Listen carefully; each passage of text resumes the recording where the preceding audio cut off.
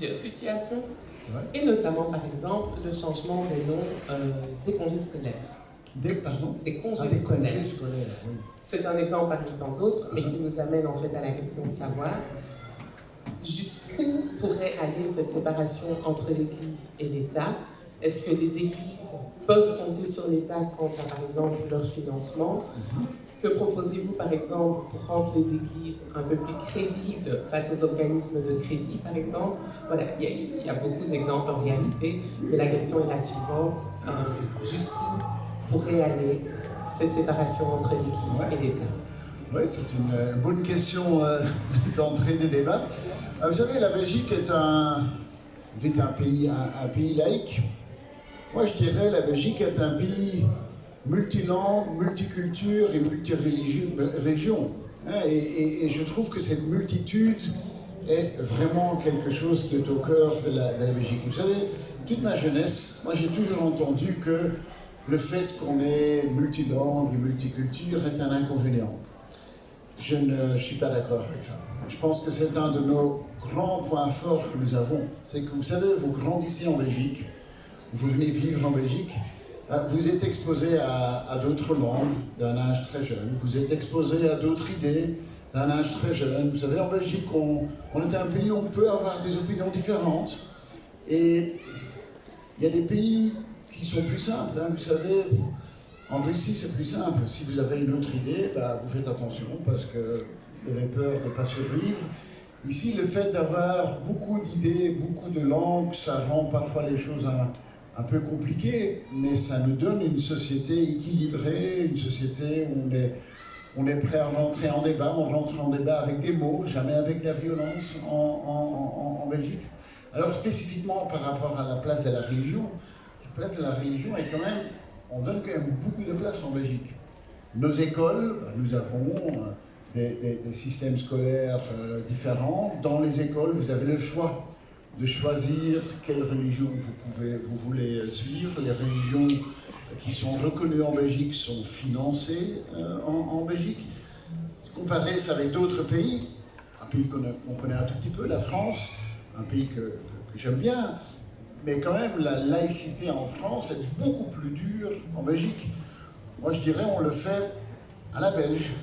On a nos principes et puis on trouve une manière de vivre les uns avec les autres. Alors par rapport au changement de nom de vacances, etc. Oh, honnêtement, moi personnellement je ne suis pas un grand fan de cela. Mais si c'est quelque chose qui rend la vie plus confortable à d'autres, pourquoi je m'opposerais contre ça? Moi, là-dedans, je suis quelqu'un de très pragmatique. Moi-même, je suis laïque. J'ai grandi dans une famille non religieuse, mais je m'entends extrêmement bien. J'ai plein d'amis avec moi qui le sont. C'est ça l'ouverture de la société en Belgique, c'est que nous sommes une société très très ouverte par rapport aux autres et on doit la défendre. Et laissez-moi peut-être finir avec ça. On doit la défendre parce qu'en fait c'est les intolérants qui utilisent notre tolérance pour rendre notre société plus intolérante. Et on le voit en Flandre, mais on ne le voit pas uniquement en Flandre, on le voit partout en Europe, qui essayent de polariser, qui essayent de stigmatiser. Et ça, c'est un travail quotidien. Et je pense qu'on doit constater que voilà, il y a une évolution qui est dangereuse et il faut des gens actifs et de bon sens pour défendre notre société multi-idées, multi-langues, multi-tout. C'est une force, ce n'est pas une faiblesse. Il est temps qu'en Belgique, finalement, on soit fiers de qui nous sommes. Moi, je trouve que il y a plein de choses qu'on fait bien en Belgique, il y a des choses qu'on devrait faire mieux, et je trouve qu'il nous manque une certaine fierté. Il ne nous faut pas une fierté nationale comme d'autres pays ont. D'autres pays ont parfois un ego qui se met un peu dans leur chemin. Ça, on ne le sera jamais. Mais nous sommes un des pays les plus tolérants du monde, nous sommes un pays les plus prospères du monde. Il est temps d'en être fiers et de le défendre. Longue réponse à une courte question, je m'excuse. Je vous remercie. Mais voilà, il y a déjà une thématique abordée. Il y en a une autre qui est très importante aussi. Comme vous pouvez le constater, vous êtes face à un auditoire à grande majorité d'origine africaine et encore plus congolaise. Alors, il y a certaines interrogations, questionnements de la part de celle-ci. On va essayer d'en aborder le plus largement possible.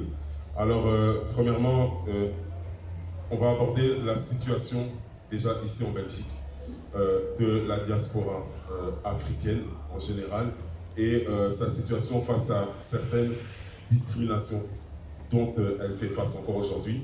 Certains vivent ici, sont nés ici depuis des décennies et sont toujours face à des discriminations liées à l'emploi, liées au logement.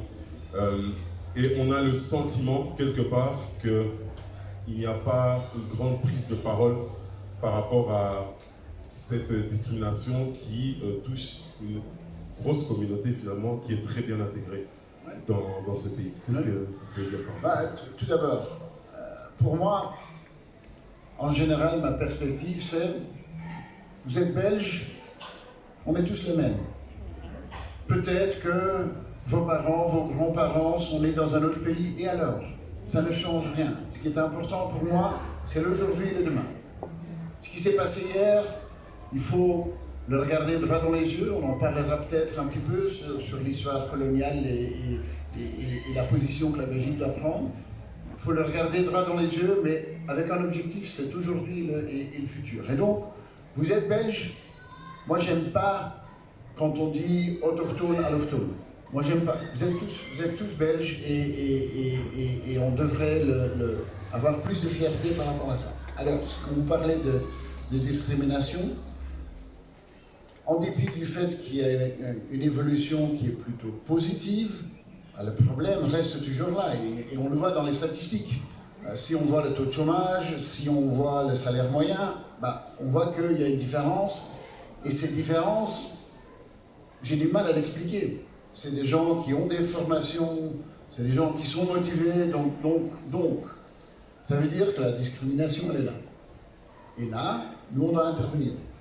C'est pour ça qu'en Belgique, on a des lois extrêmement strictes par rapport à la discrimination. Naturellement, la question est toujours, quand est-ce qu'on la prouve? Quand est-ce qu'on prouve qu'il y a une discrimination qui est là? Moi, personnellement, je suis en faveur de, quand il y a un soupçon que la discrimination est là, faire des tests. Je ne sais pas exactement comment on le dit en français, mais l'idée, c'est, voilà, si vous pensez qu'il y a une discrimination, l'autorité publique peut envoyer quelqu'un qui se présente comme quelqu'un qui cherche un emploi pour prouver que cette discrimination, elle est là. Moi, je trouve que, puisque ça reste là, il faut agir. On ne peut pas dire « oui, ça ira bien, ça ira mieux demain ». Non, ça fait, comme vous le dites, des décennies que cette diaspora habite ici. Donc, il faut intervenir par rapport à cela. Et il y a plein de possibilités, parce qu'on dit toujours, oui, mais il y a des barrières, il y a des obstacles, il y a des barrières de langue. Oui, peut-être, mais honnêtement, en Belgique, on se débrouille. Et voilà, si vous voulez travailler en Flandre, oui, connaître le néerlandais, ça aide, oui, mais il y a plein de possibilités pour l'apprendre, il y a plein de programmes qui existent pour le faire. Et si vous circulez dans des entreprises aujourd'hui, vous allez entendre toutes les langues du monde. Et on dit souvent la Belgique est un pays bilingue. Est-ce qu'on a un pays bilingue? Non, la Belgique est un pays multilingue. Beaucoup plus que bilingue. Vous allez vous promener à Bruxelles. Est-ce que vous allez entendre du français? Oui. Vous allez entendre du néerlandais? Oui, un petit peu. Vous allez entendre de l'espagnol, vous allez entendre plein de langues. C'est ça qui nous sommes. Nous sommes un des pays les plus cosmopolites du monde. Il y a uniquement Dubaï qui est plus international que Bruxelles. Il est temps qu'on l'utilise comme une force, au lieu de l'utiliser comme une excuse. Et ça, c'est ce que j'entends trop souvent. On l'utilise trop comme une excuse, le multilinguisme, le multiculturalisme est compliqué. Oui, c'est pas toujours facile, mais les avantages qu'on peut en sortir sont incroyables et il est temps de les utiliser. Justement, j'allais rebondir sur ce que vous avez, sur un des points que vous avez abordé, à savoir le passé colonial.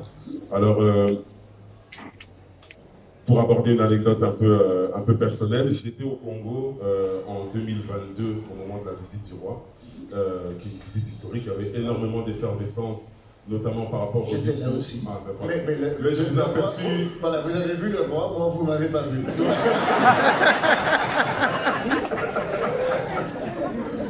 Vous étiez dans la délégation, mais j'avoue que la star ce jour-là, c'était le roi.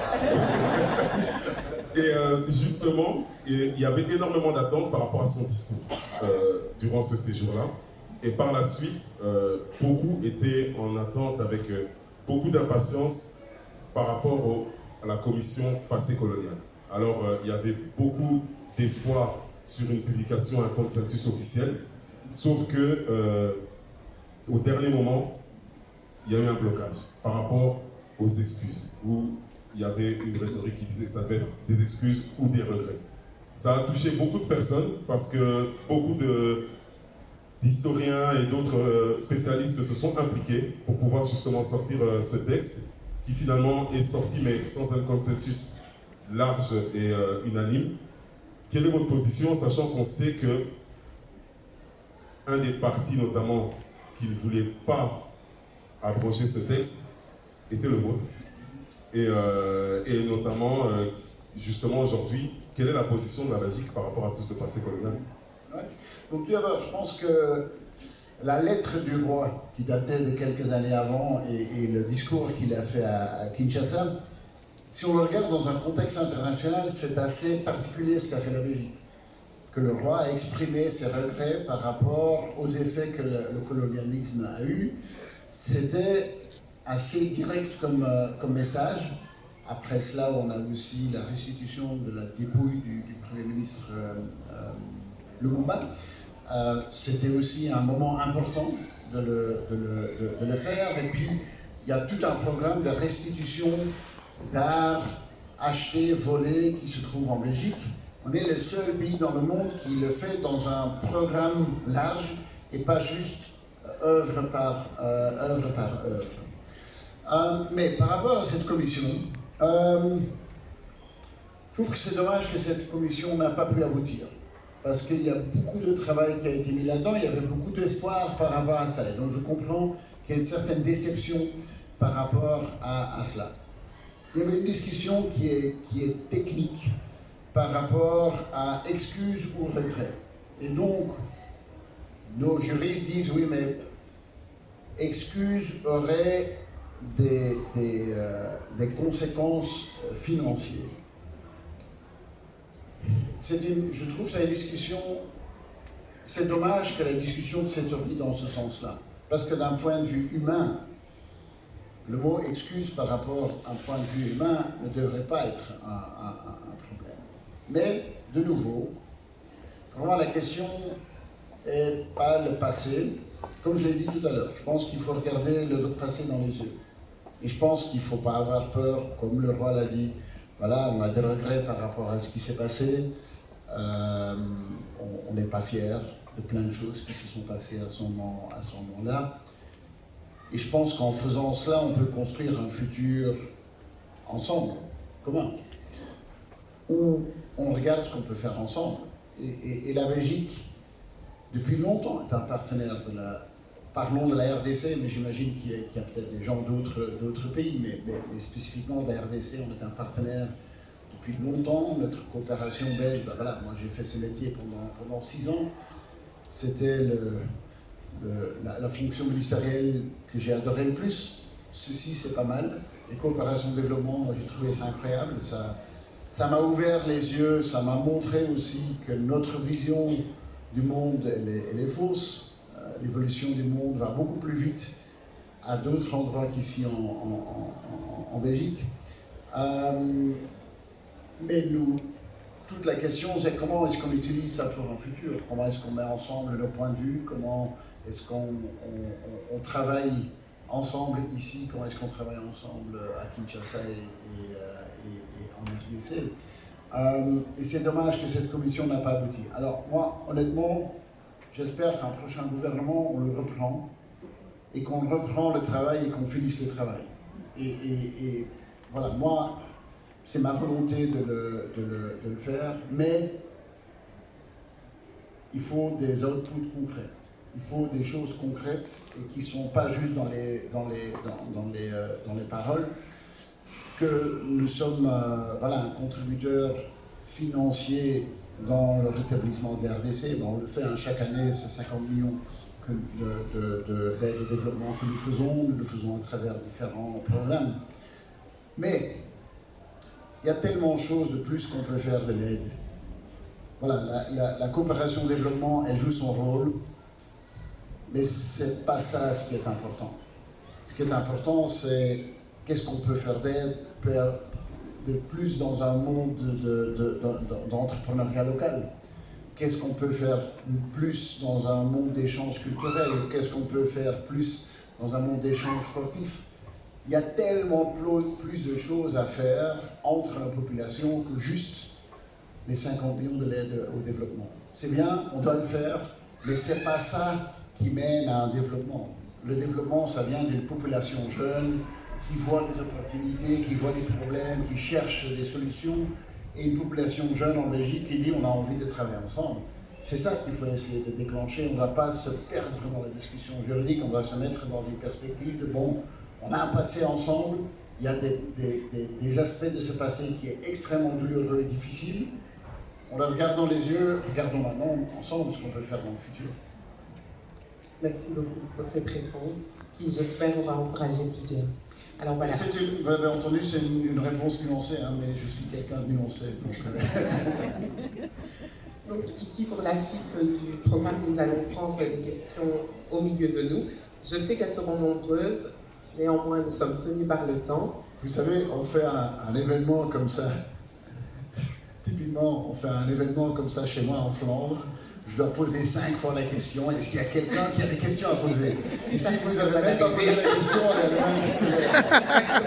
on peut uniquement adorer cela. Donc, il y a de nombreuses mains qui se lèvent. Nous sommes tenus par le temps, comme je vous l'ai invité tout à l'heure. Nous allons prendre des questions, mais je vous demande de les poser de manière très brève et efficace. Et son Excellence, Monsieur De Croo, y répondra de la même manière. Voilà, il y a déjà une personne, quand vous allez poser votre question, on vous invitera à vous lever hein, et à garder vraiment le silence, comme ça elle pourra être audible par tous. Merci.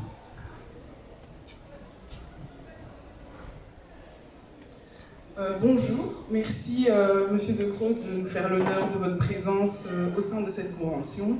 J'ai une simple question. Vous avez dit qu'il était temps qu'on soit fiers et qu'on défende la Belgique. De quelle manière le gouvernement se positionne pour mettre en avant la jeunesse dans la politique, donc au niveau du processus politique et de la prise de décision? Je pense qu'il y a énormément de jeunes qui s'impliquent en tant que militants, mais aussi dans la politique. Donc en tant que jeune candidate, justement, comment vous allez mettre ça en place, tout simplement? Très bonne question. Première chose, vous savez, on est un des seuls pays en Europe pour les élections européennes, à partir de l'âge de 16 ans, vous devez aller voter. Je ne dis pas vous pouvez, vous devez, parce qu'en Belgique, vous avez l'obligation de se rendre au vote.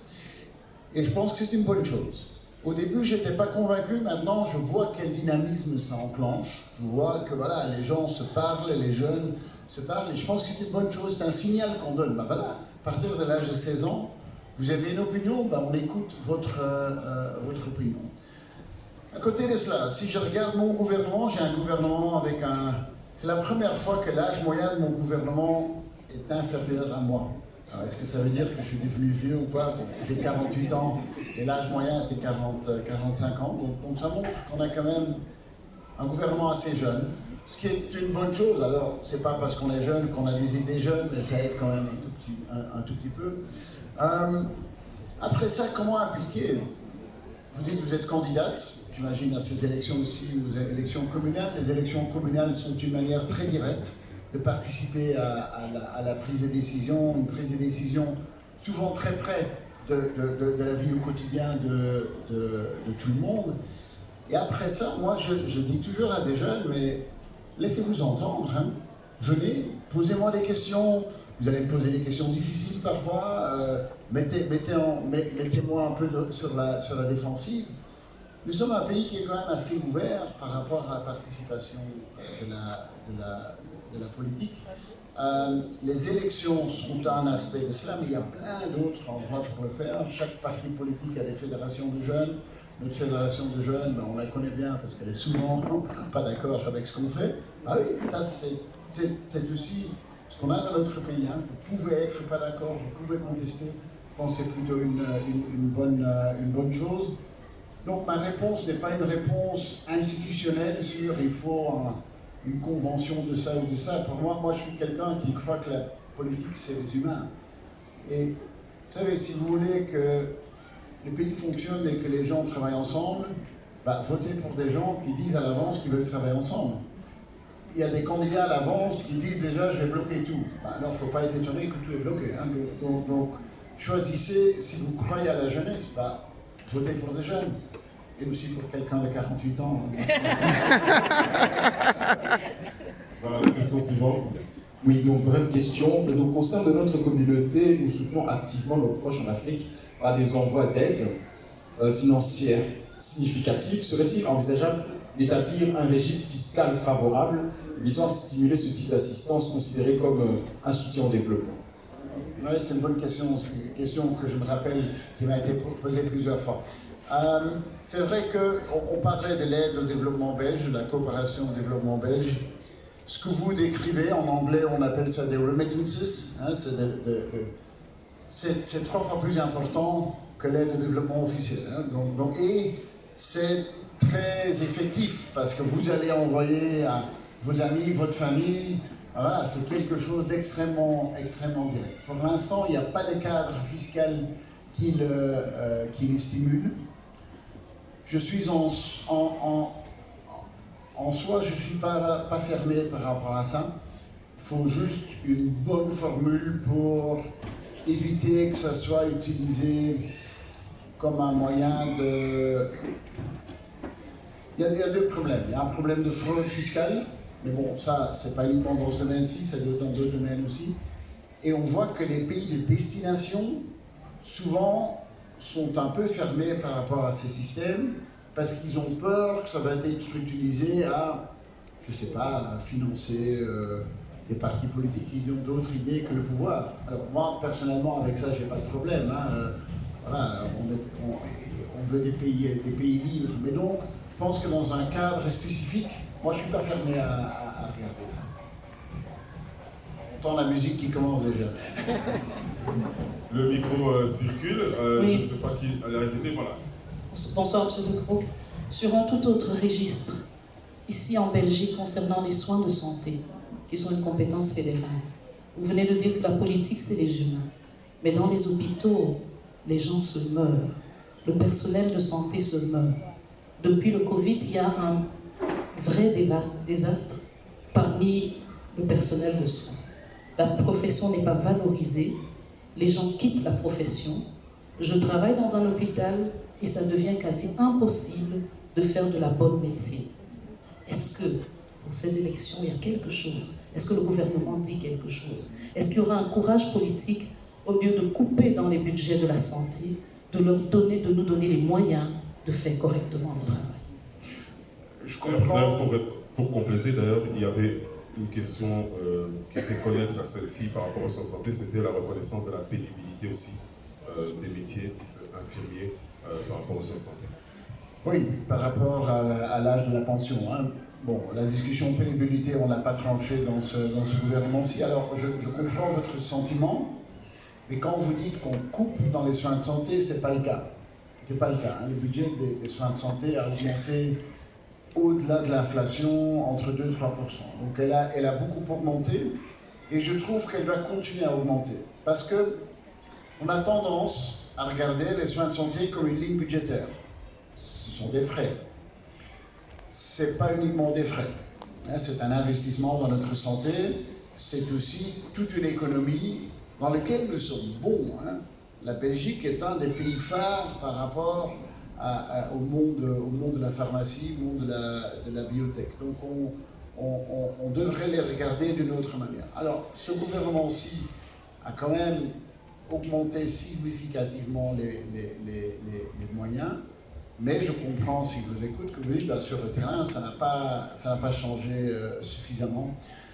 ce que vous décrivez, c'est dans les soins de santé, c'est la même chose dans les zones de repos. Comme vous le dites, finalement, c'est des humains, c'est de l'humain. Il y a surtout aussi une difficulté de recruter. Vous savez qu'en Belgique, la discussion aujourd'hui est parfois une discussion de chômage, mais c'est surtout une discussion de jobs vacants. Il y a énormément de jobs qui se remplissent pas. Où je trouve que l'histoire qu'on donne sur le travail, on doit la changer un petit peu. Vous savez, le travail, c'est un salaire, naturellement. Mais le travail, c'est beaucoup plus qu'un salaire.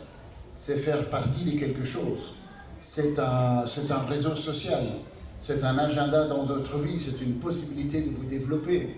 Et je ne vais pas vous l'expliquer, hein, madame, puisque vous êtes actif, mais je trouve qu'en Belgique, où il y a des régions où le chômage est quand même assez élevé, on doit quand même à un moment donné dire, voilà, après une certaine période, c'est quand même normal que la société vous demande de vous engager, parce que travailler, c'est un acte de solidarité. Et la solidarité, on va tous en avoir besoin à un moment donné. Peut-être plus tôt dans la vie, peut-être plus tard dans la vie, mais chacun, on va utiliser la solidarité à un moment donné. Donc contribuer à la solidarité, bah, c'est la chose à faire. Oui. Bonjour Monsieur le Premier ministre.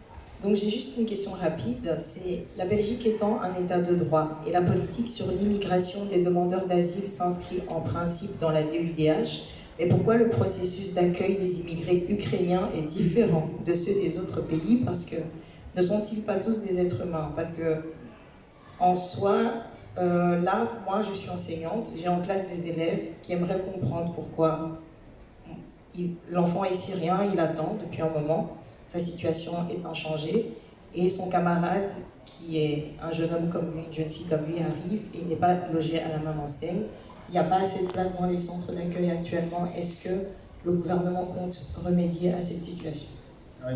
Alors c'est parce qu'au niveau européen, on a créé une catégorie spécifique pour les Ukrainiens, parce que normalement, et c'est ça le problème, c'est qu'il faut toute une évaluation pour regarder est-ce que quelqu'un a droit à l'asile ou pas droit à l'asile.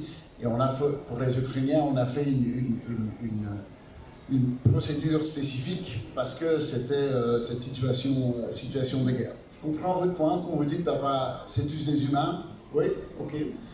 Votre question porte naturellement aussi sur le fait que la Belgique est parfois en infraction et on s'est fait condamner parce qu'on n'a pas assez de place d'accueil.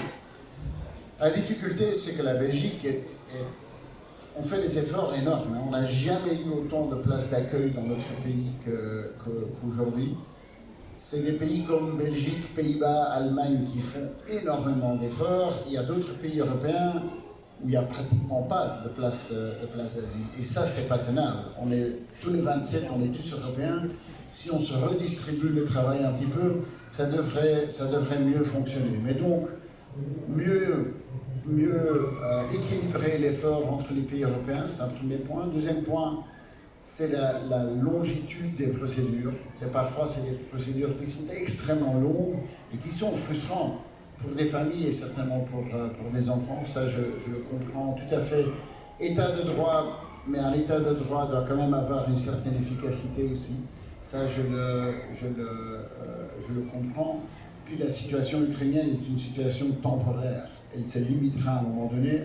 Quand ça se fera, ça on verra, mais ça se limitera quand même à un moment donné.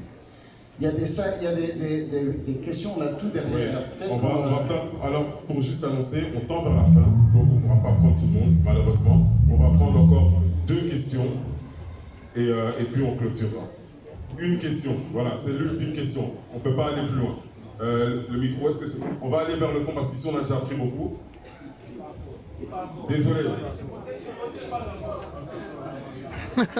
Véronique, tu peux amener le micro. Amène le micro. On sait qu'il y a beaucoup de questions, on sait qu'il va y avoir des frustrés, on le sait, mais c'était prévu et prévu. On n'aura que 30 minutes. Monsieur De Croo est très sollicité, mais qui sait, peut-être l'année prochaine il viendra parmi nous. On peut l'inviter, hein. Voilà, tu peux poser ta question. Bonjour, merci pour votre venue d'abord. Moi j'ai une question qui est assez concise. Ma question c'est que comptez-vous mettre en place concrètement pour sortir d'un système purement social défavorisant les gens travailleurs et renfermant les plus faibles dans une dépendance à l'État. Attendez, juste pour comprendre, par rapport aux travailleurs qui sont dans une dépendance? En général, par rapport au système qui est assez, on va dire, qui est trop social et qui encourage les gens à limite profiter de l'État. Ok, c'est un peu ce que j'ai dit tout à l'heure. Hein. Donc, comme je l'ai dit, je pense que travailler, c'est un acte social. Et je pense qu'à un moment donné, vous savez, tout le monde peut perdre son emploi, c'est possible. Mais je pense que dans un moment comme celui-ci, ce serait logique qu'un État dise, ben voilà, après une certaine période, pour moi ça peut être entre 1 et 2 ans, on dit à quelqu'un, ben voilà, vous avez eu des formations, on a essayé de vous aider, vous êtes obligé d'accepter un travail. Et vous êtes obligé, et je pense qu'il y a 2 raisons pour le faire. Première raison, c'est ben voilà, c'est un acte social, de contribuer, vous mettez vos épaules sous la société. Deuxième élément, c'est quand vous êtes trop longtemps dans un système de chômage, c'est extrêmement difficile après pour être recruté. Et donc, si vous restez plus que 6 mois, c'est pas à votre avantage. Et voilà, dans un pays comme la Belgique, on a vraiment besoin de tout le monde. On a besoin de toutes les forces vives, de tout le monde qui est capable de contribuer. Mais, comme vous l'avez dit, Cédric, tout à l'heure, c'est à nous d'être sûr qu'il n'y a pas de discrimination et que les opportunités sont distribuées de la même manière. Si c'était la dernière question, je vous remercie. Ah, il y en a encore une. Ouais. Bonjour, Monsieur le Premier ministre. Je m'appelle Pasteur Jean. Je viens de l'Est depuis 1996. Ma question est ceci. Depuis 1996, on a un problème, on a fui nos maisons à l'Est du Congo. Et nous savons que nous sommes menacés tous les jours. Hier, j'ai reçu des vidéos des gens qui donnent la coffre dehors. Qu'est-ce que la Belgique, en tant que le pays qui nous a colonisés, a à voir dans cette histoire? Qu'est-ce que la Belgique peut faire pour que le peuple de l'Est puisse être bien dans la petite Congo? Monsieur, je m'attendais à cette question et vous avez tout à fait raison de la poser. En effet, vous expliquez que c'est depuis 1996 déjà, hein, donc c'est un conflit, c'est un des conflits les plus longs dans le monde. Quand le président Tshisekedi était en Belgique il y a 6 semaines, je pense, je me suis ensemble avec lui exprimé d'une manière extrêmement claire. Le support de Rwanda au M23 doit arrêter. Et en même temps, la présence de militaires rwandais sur le territoire congolais, ce n'est pas acceptable. On parle beaucoup de l'intégrité et de la souveraineté d'un pays. Ça ne s'applique pas uniquement en Europe, ça s'applique aussi dans d'autres continents. Alors, et la ministre Labib, quand elle était dans la région, s'est exprimée par rapport à cela aussi, a aussi dit naturellement que s'il y aurait encore du support au FDLR, ça doit s'arrêter. J'en ai parlé avec le président Tshisekedi qui m'a expliqué de quelle manière il veut prouver que ces implications ne sont plus là. La difficulté, monsieur, c'est qu'il y a peu de pays qui ouvrent les yeux par rapport à ce qui se passe dans l'est du Congo et dans les Kivu. Et c'est ça la difficulté. On est un des seuls, au niveau international, à chaque fois, de dire mais c'est pas acceptable ce qui se passe. Essayer de convaincre d'autres pays de dire mais voilà, vous devez vous jouer un rôle aussi. La Belgique a son passé, son histoire, sa responsabilité par rapport à ça. Mais nous sommes un plutôt petit pays, naturellement, par rapport à d'autres pays. Mais à chaque fois, quand je vais dans les Nations Unies, j'en parle. Quand Gutiérrez, le secrétaire général des Nations Unies, était ici, je lui en parle. Quand on a des contacts avec le Rwanda, on en parle. Quand la Commission européenne a fait cette convention avec le Rwanda par rapport aux minerais, on a dit que c'était une mauvaise idée, qu'on ne devait pas le faire à ce moment-ci. C'est du vol de minéraux. Je pense qu'il faut le dire. Mais à vrai dire, monsieur, moi, je me sens anxieux par rapport au fait que je trouve que je devrais avoir plus d'impact. Et je fais mon mieux d'essayer de convaincre d'autres pays, de convaincre la France, de convaincre d'autres pays qui ont quand même une fibre pour ce qui se passe en Afrique, mais ce n'est pas acceptable ce qu'il se passe. et on doit essayer de construire une coalition de pays qui connaissent le problème et qui interviennent et qui disent stop au Rwanda parce que ce qui se passe aujourd'hui n'est pas acceptable. Merci. Nous allons vous arrêter ici. Nous remercions M. De Croo pour cette réponse qui, je pense, a apaisé plusieurs cœurs.